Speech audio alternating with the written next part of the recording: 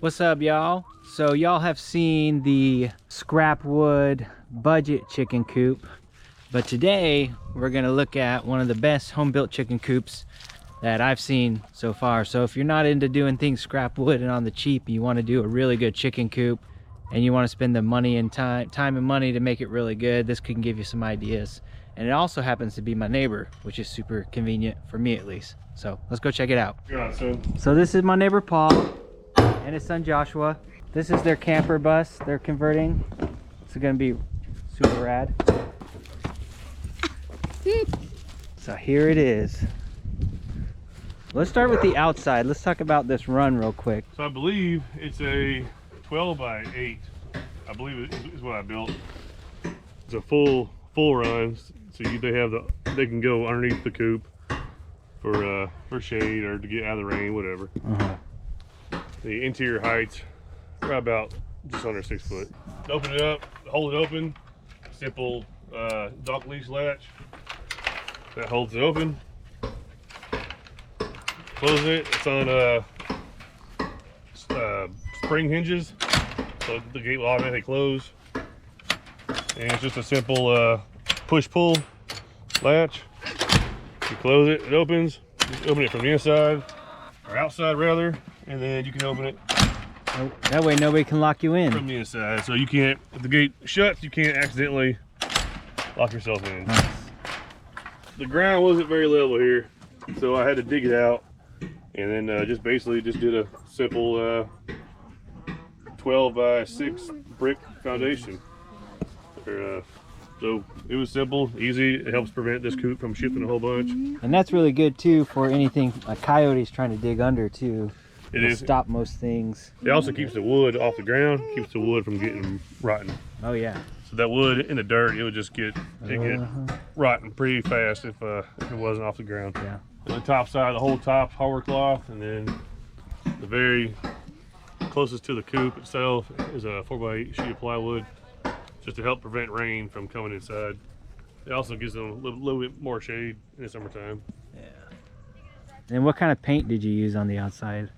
It's water-based, I believe. It's just a simple Home Depot exterior paint, and I didn't do anything special to it or put any kind of coating on it. Just primed it and painted it. I think it has 2 coats. Oh, nice. It's a hardware cloth, 1/2 inch all the way around. We got gutters. Hardware cloth. If y'all don't know, hardware cloth is a lot more durable than chicken wire. Expensive too. Yeah, a little bit more expensive, but.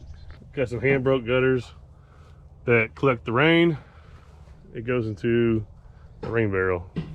Nice.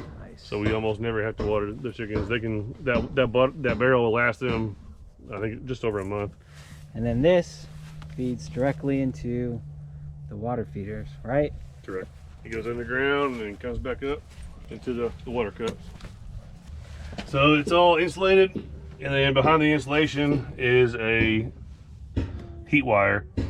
That way, it's on an automatic thermostat to where when the temperature gets to 30 degrees, the thermostat kicks on the hot wire. And that's all powered by the solar system. Nice. These little cups here, the chickens peck these little bulbs that supposedly look like flower bulbs, and water comes out. If you ever have to change them out or clean them, dump it out, clean it, service it, pop it back on. And it's good to go. Then I have a washout here where I can flush a line or wash my hands if I have to, or fill up a water jug. Nice. I built this, or I bought this actually, because the chickens were roosting on here and breaking all my cups off. Let's talk about your gravity feeders, which these are pretty common. Like I've seen a lot of people do the same sort of PVC. Yeah, I actually got it, the idea off online. It's a 4-inch PVC. Next time I do this, I'm gonna do it differently. I'm gonna put a cap on here instead of a plug, because you can see some water gets in there. But chickens eat, the feed comes down. It could hold 50 pounds of feed between both of these. So that will also last them right around 3 weeks. So we don't have to feed them every day or water them every day. They just, chicken coop kind of provides. All right, let's look at the inside here. You have ventilation here. So you have a good cross breeze. Hardware cloth again. Hardware cloth again. Clutch move. It's all on the inside, so it's all sandwiched in between here. So oh, nice. It's super. They can't get stuck by it. Yeah. It's kind of cold now, so we tend to leave this up temporarily. And then they have the roost bars. And you got windows. These windows over there for that cross breeze again. And then the bottom's all 3/4 inch plywood and then linoleum floors to help kind of waterproof that plywood. So the whole bottom is linoleum, so it's waterproof or resistant at least. Correct. And then I caulked all the seams. Oh, so it's nice. I actually waterproofed the plywood, and then I put the linoleum down, and then I caulked all the seams. Nice. So the ammonia from the chicken waste can't rot the wood out. Nice. So this right here, the idea behind this was if there's danger, if I have to do some work on the coop, or if I'm separating chickens for some reason, then I can just pop this down, isolate them, fix the damaged coop, or just whatever. Or if it's super cold outside, I'll close this to help keep that warmth in there. And it doesn't need to always be shut. The chickens put themselves up every night. They bring themselves out every morning. So I haven't really used it a whole lot, but it's just a simple cable to a pulley system to a door. So some people put them on automatic timers. I just didn't see it necessary.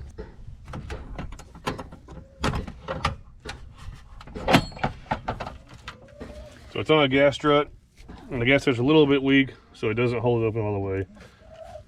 Each box has a LED light in it, and it's all wired to a pressure switch.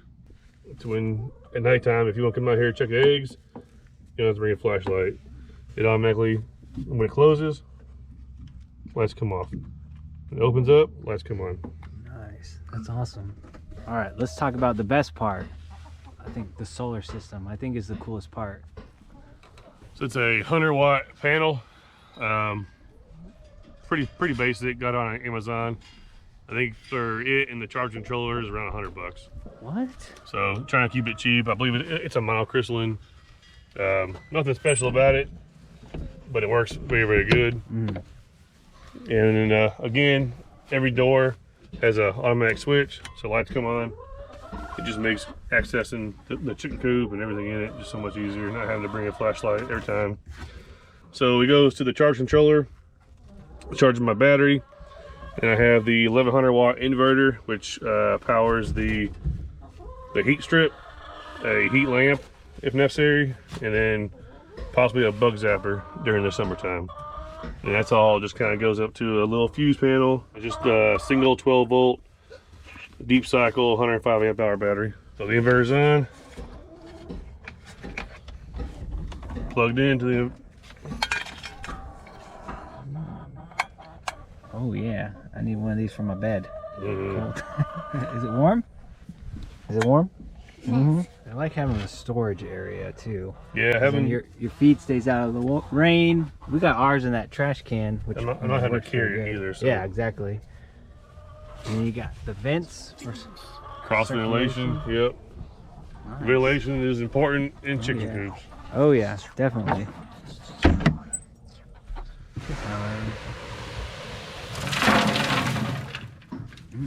Delicious. So I built it at that height, so a standard wheelbarrow can just back up to it. It just makes cleaning out so much easier. Oh yeah. You just scrape it all in there. Scrape it all in and clean it up is a lot easier. Nice. It works for you, so you don't have to work for it. If you wanted to keep your chickens inside all the time, how long do you think they could be in here? Like food wise. So obviously if that barrel was full and then the food things were full, how long do you think you could basically unattend it? So weather depending, the hot summer days, they go through some water pretty quick. Right now, we only have 7 chickens because the coyote got them. Oh yeah. And, coyote. Before we had 13 chickens, and with 13 chickens, that water barrel would last them about 3 weeks. So I could close this coop all down. And they have enough food and water for 3 weeks. Nice. So I would never have to tend to them. Nice. What do you think, Sam? Think it was good? Think it's a cool coop? All right, that's pretty much it for one of the best home-built chicken coops that I think I've ever seen. I hope you guys got some good ideas on a chicken coop for yourself. I especially like how he incorporated the water, the food, and the solar with the electricity on there and made the whole chicken coop work for him. Made it everything as easy as possible, especially with the lights, the automatic light switches on the nesting box and in the storage unit there, especially since a lot of times you're going out there at night to collect your eggs. And I know a lot of times when we go out at night to collect our eggs, we have to take a flashlight with us. So if I had a solar system with some LED lights hooked up to it, I think that'd be a big help with the chicken coop and everything. Make sure you're subscribed to the channel. That way you're not gonna miss any new videos coming out on homesteading or getting started on homesteading, since that's what we're doing right now. We plan on trying to do as many videos to help people out. As we learn, you learn too. So go ahead and click that subscribe button. If you found something useful about this video that you might add or incorporate to your chicken coop, please feel free to share this video on Facebook or anywhere else. Maybe somebody else you know will get an idea from this video on their chicken coop as well. Thanks.